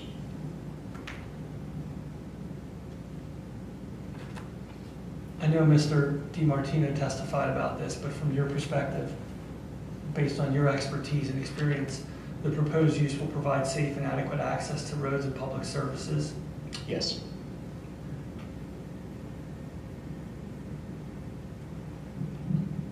The university will be able to provide effective sanitation for the project shown in the master plan? Yes. Again, majority of the infrastructure is already in place. Where we propose new work, we made sure to outline access for continued services.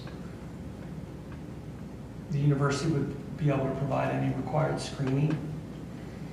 Yeah, again, the plan as it's set forward, we worked to maintain setbacks and buffers, and again, as projects were to be evolved, there is space to add screening or landscape buffers. And sort of going back to a lot of that, sort of in one criteria, the master plan would not be disruptive to existing topography, streams, ponds, vegetation, or other natural resources? No, it would not. Will there continue to exist adequate off-street loading and parking? Yes.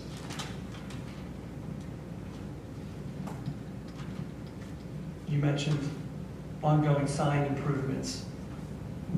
Is it your sense that there would be, in your opinion, that there would be adequate signage for the university operations facilities? Yes, again, majority of that infrastructure exists, and my understanding is the university is in the process of updating and improving wayfinding signage across campus.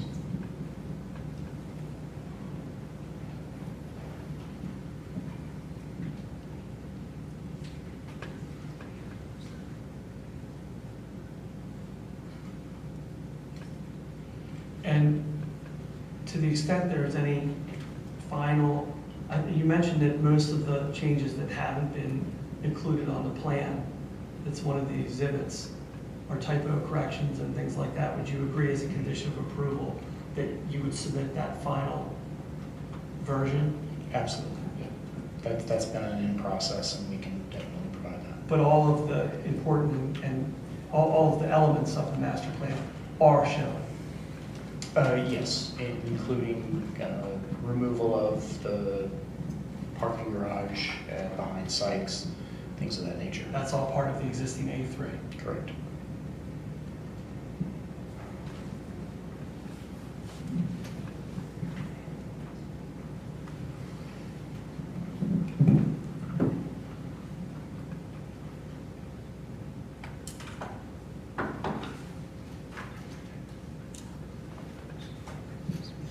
I don't have any further questions for Mr. Talley. Mr. Talley, I just want to go back to the South Campus Housing and Support Section Improvement Projects. So you showed this, and I keep referring to it as it's listed, the South Campus Gateway connection to Sturzbecker and Athletic Fields. There's a separate standalone project. Can you refer to what page you're looking at? I'm looking at page 129, 128, 129. Thank you. In the master plan, marked Exhibit AC. Yes, understood. A3, did you say? Yes. Okay. So there is shown as a standalone project identified as number 3 on this particular District E project list. Yes. We've talked about it previously about it being connected to improvements in the South Campus, apartments, renovation and expansion project. Mr. Murphy testified he did not believe it was reasonable to have that as a condition that this intersection improvement, this gateway intersection improvement should be tied to that.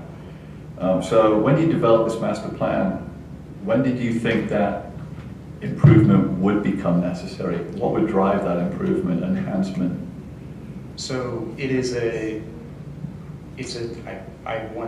wouldn't want to just categorize it as aesthetic only, but it is a driver for providing visibility when you're coming up and down New Street as a marker, if you will, for the South Campus. When we were discussing this primarily with our landscape architect as we were developing it, this was tied more to, as I shared earlier this evening, with the South Campus Commons building. Again, thinking that there may be more both foot traffic and vehicular traffic coming to and from that particular building if and when it were constructed. Not so much about the apartments themselves, which the apartment improvements of 220 beds is relatively modest relative to the total number of beds on South Campus. It's a roughly 17% increase from 1,287 beds to 1,507 over the course of 5 years. The intersection as it's shown seems to me quite a substantial improvement because it looks like it would allow both left and right turn out of either exit from the Southcom campus housing area and or the Sturzbecker facility. It's showing an improvement over on that side of the road as well. Do you think it's reasonable to have a condition that would have either the building of the South Campus Commons building or the Sturzbecker renovation project be coupled with that intersection improvement?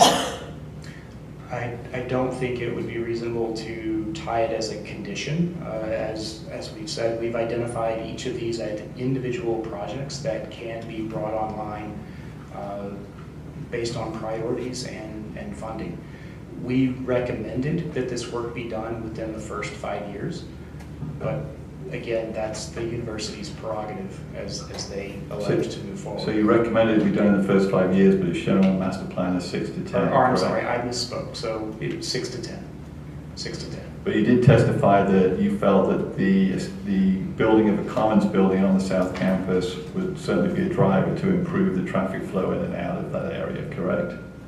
It could help with that, yes. And again, that's also identified in the 6 to 10 year time frame. Okay, thank you. May I just ask a follow-up question on that, just for clarification? On sheet 129, you see number 3, is that shown as from the east to west, is that shown as a road, is that an access road that's shown there, or is that pedestrian flow? It's primarily meant to create safe pedestrian flow, which is similar to what is being proposed currently as in coordination with East Bradford Township. Another question, going to page 117 of the same exhibit. So this is back to my previous question related to, actually it's 809 Roslyn Avenue and 811 Roslyn Avenue. So presumably over time, the university needed more office space and it acquired these private properties, and they're still used as office space today. You testified earlier that you did not look at whether those uses needed to continue in the future as part of the master plan.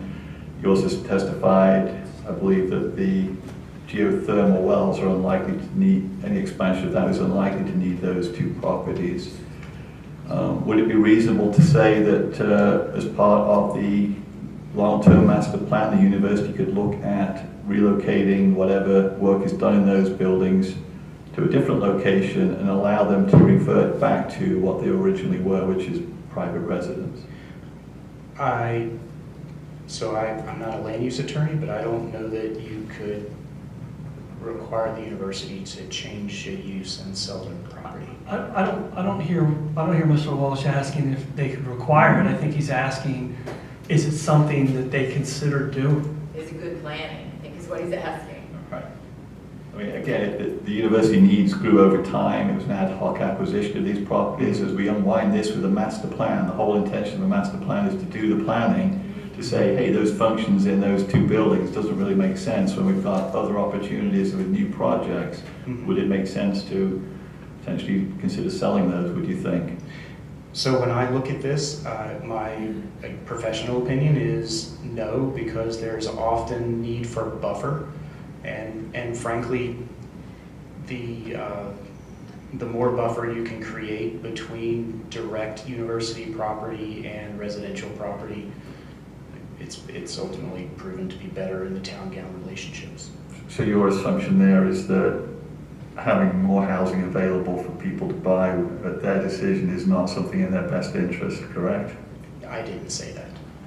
But you were inferring that? No, I wasn't saying that either. I would say that if you're looking for creating more housing, I would recommend it be considered in the best interest of the West Goshen and Westchester Borough to consider something with more high density than single-family homes on tracts of acreage.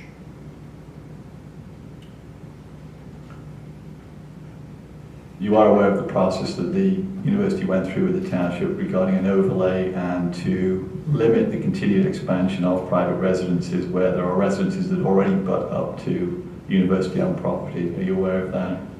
I'm not aware of all of the details, but I am aware of what you're referring to. Okay, thank you. I don't have any other questions. Anyone else? No. Any of the parties have questions for Mr. Talley? Let's go forward.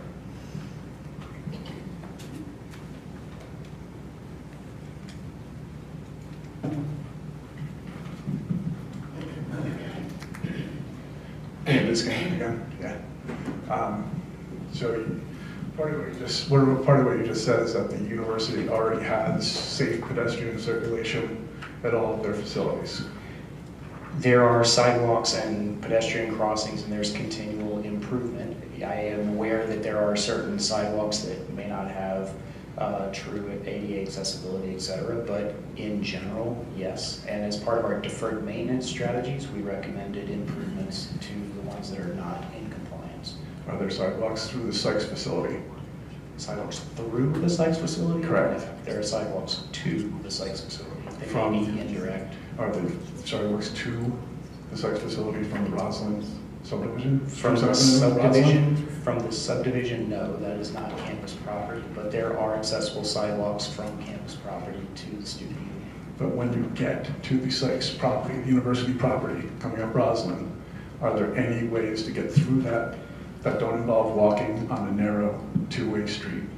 No, I think you would have to go around, Right. is my understanding. You have to go around, to your point. Yes. Go around it how? There's no way around it. The only way to get to the borough is to go through it. And there's no way to get through it that involves being on the sidewalk. Every way through it, I'm testifying, I'm sorry, I realize that. But is there any way to get through there that doesn't involve going on a street?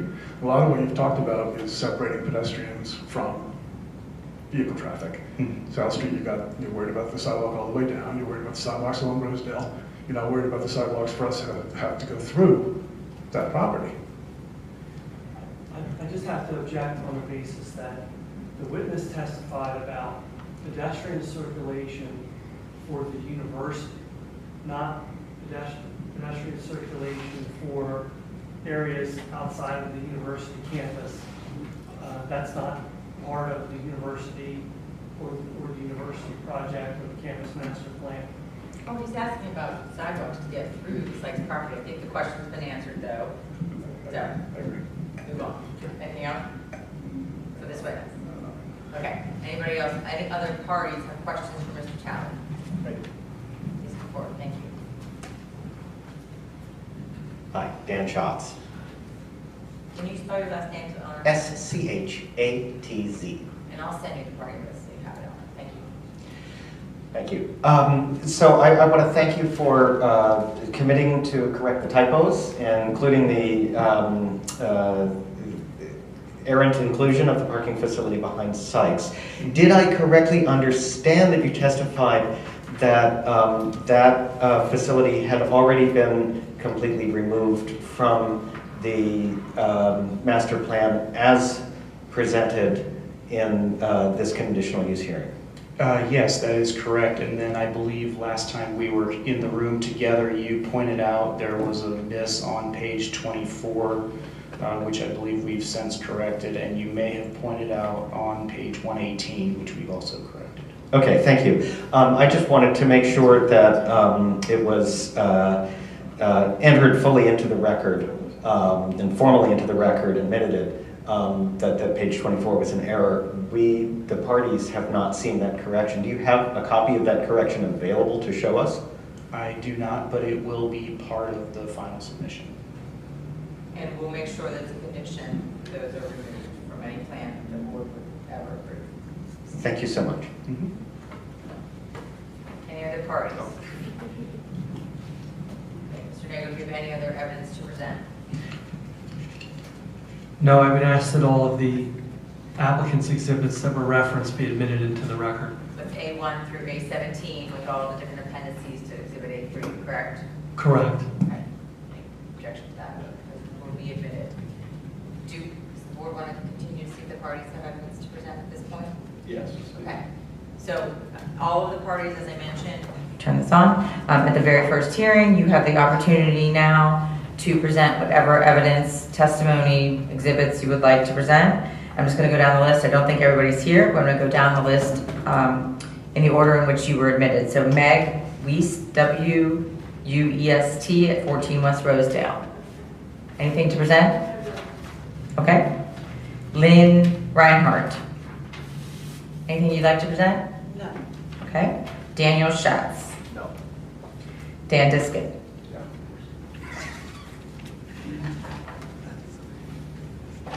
So Dan, now you're going to be testifying, so if you could be sworn by the court reporter, please. Please raise your right hand. You swear that the testimony you're about to give will be the truth, the whole truth, nothing but the truth, so help you God? Thank you. And just so the record, because I know Eleanor wasn't here, you own property at 805 and 807 Spruce Avenue. Correct. Thank you. Is this off? It was turned off. Brian's trying to sabotage me. I'm just going to read this because I'm not good at speaking extemporaneously. Just go slow, and if you have it in writing and can give it to me, I'll get it to Eleanor. Okay, good. The Sykes Student Union Complex in its current form presents safety hazards to the residents of the surrounding neighborhoods. There's no way to walk from our neighborhood through the Sykes complex to access the borough without walking on narrow two-way streets with no sidewalks, and to then walk within the travel lanes of the parking lot. Additionally, the facility generates additional traffic through our neighborhoods due to its inadequate parking capacity. Many vehicles cut through our neighborhoods to get to the Sykes parking lot. Then, when they find it full, they come back through the neighborhoods to access South Campus parking or to the M lot parking on Matlack Street. Increasing the size of the Sykes building will increase the number of people seeking to attend activities at the facility. This increase will result in increased traffic and make these safety hazards worse. Section 8457.10, paragraph F of the township's subdivision and land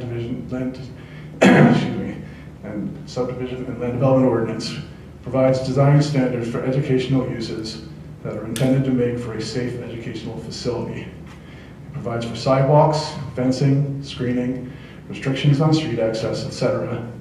The Sykes facility is grossly out of compliance with these standards because it was built a long time ago.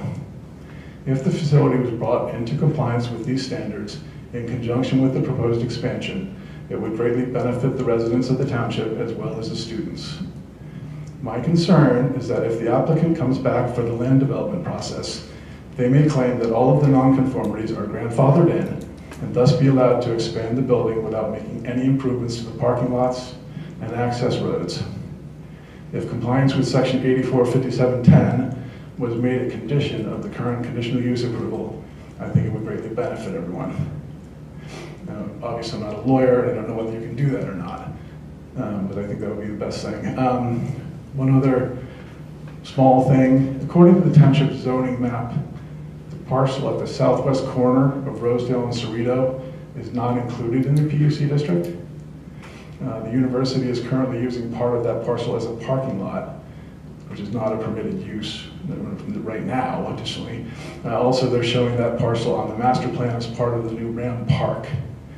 I support the use of that lot as green space, but I think it would be important to make it clear in the approval that that lot is not a part of the PUC, and any future educational uses would not be permitted on it.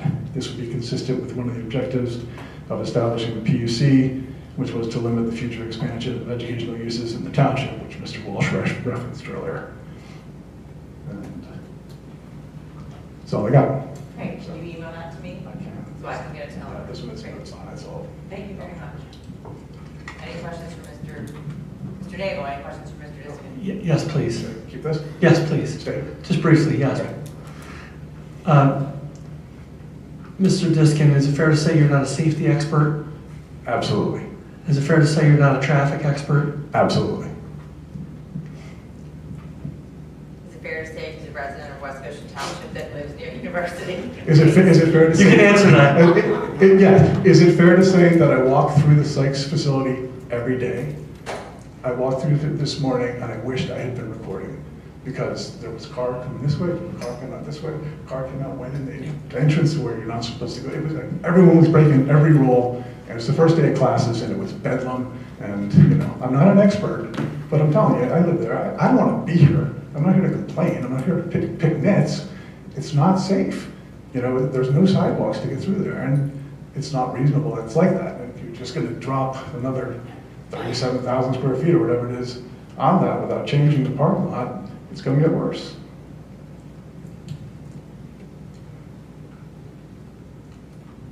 Any board members have questions for Mr. Diskin? No. Okay. Thank you, Mr. Diskin. That's helpful. Lisa or Lou Ice, saying it right? H-U-I-S? I do want to say one thing. Okay. And Lisa, now you're testifying. She's going to have to swear you in. That's okay. Okay. Thank you. Can I just, point of order, is this comments and testimony that we're considering this? Just so I understand. Okay. She wants it to be. She's allowed to present testimony, so I just like her to do one.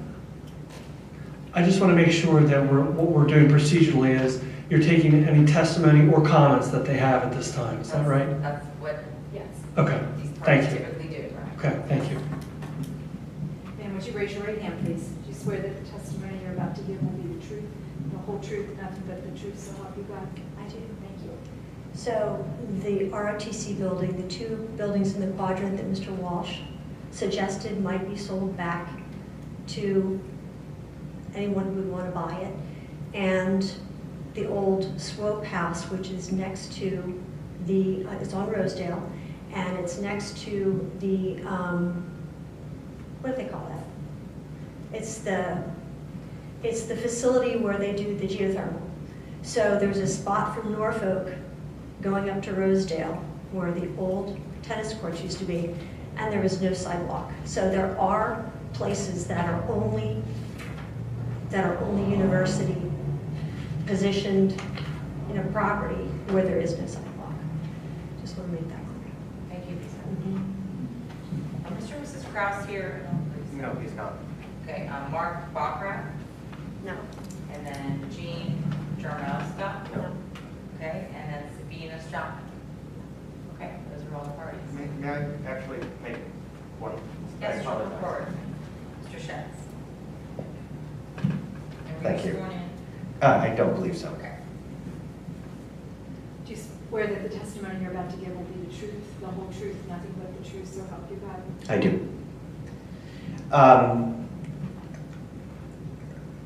I just wanted to raise an issue with the construction of the geothermal wells, which is that when the initial wells were put in several years ago, it was a lengthy process of drilling those wells. I can't remember how many, 200, 400 wells. It was a lot of wells. And the noise in the neighboring, that was transmitted to the residents in the area was relentless over multiple seasons.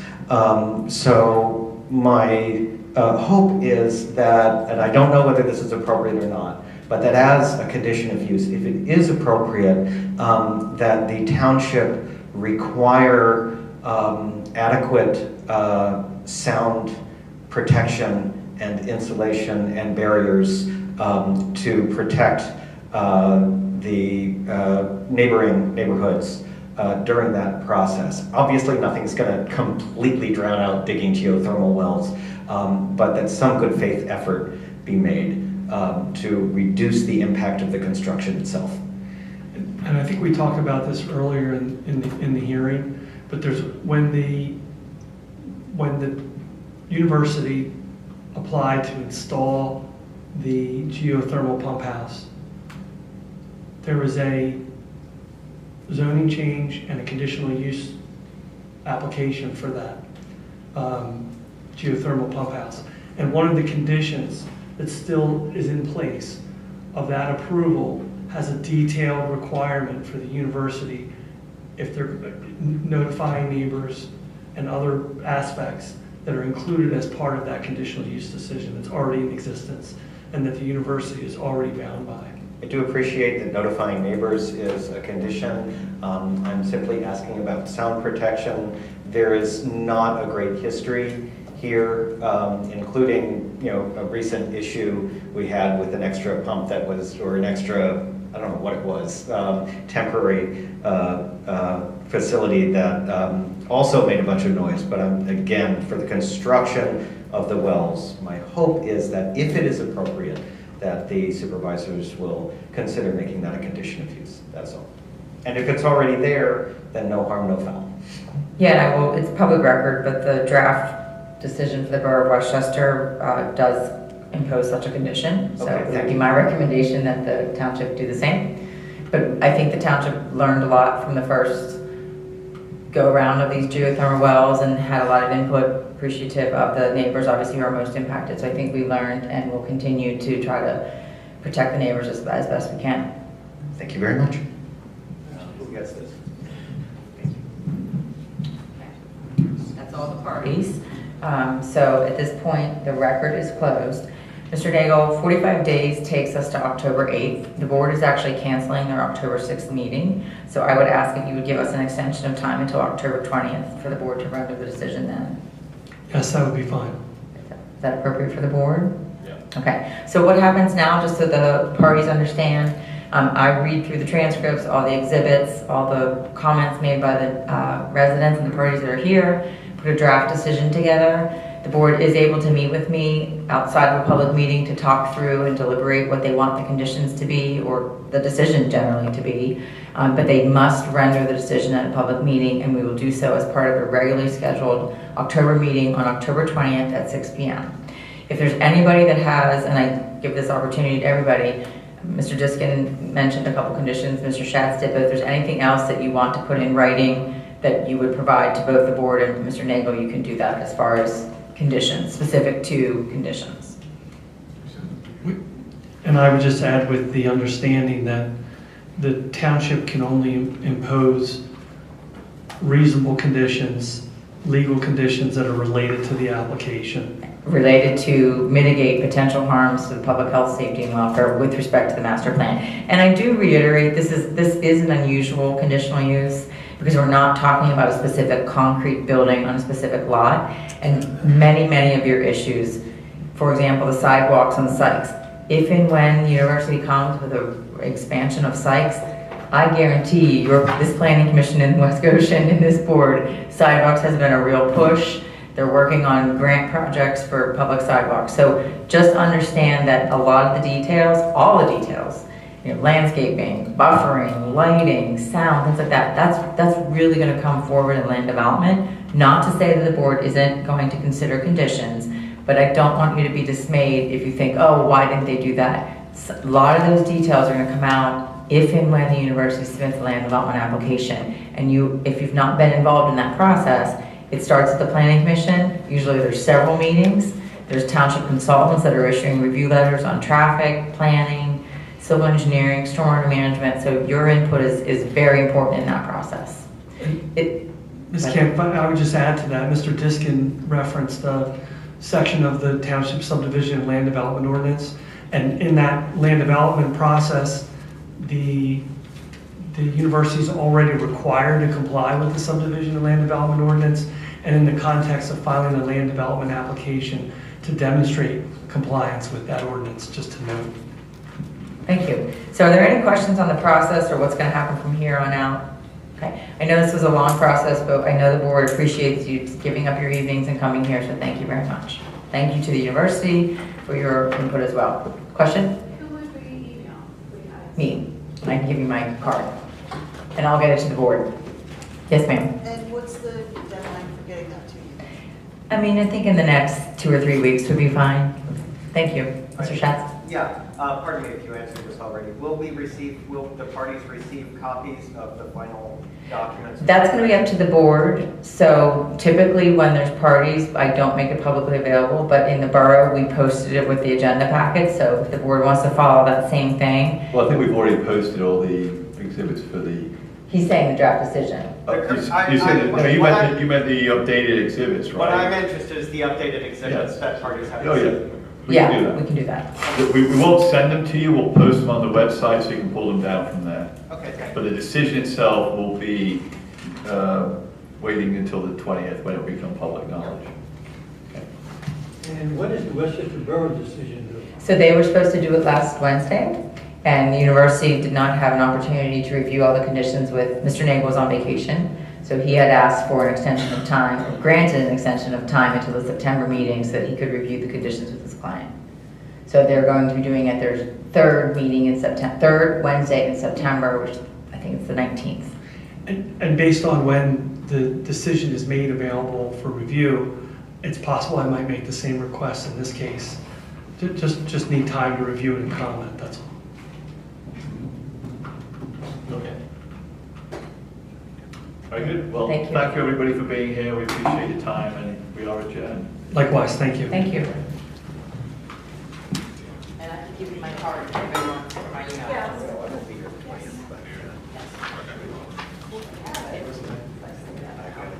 Maybe I give you a thing as a major board meeting, that just shows you the church. We're looking down the barrel of a major capital.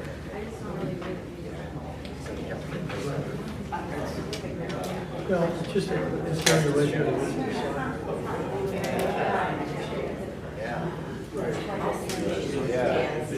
And party rest. Thank you so much. Have you seen where my church is located? Thank you.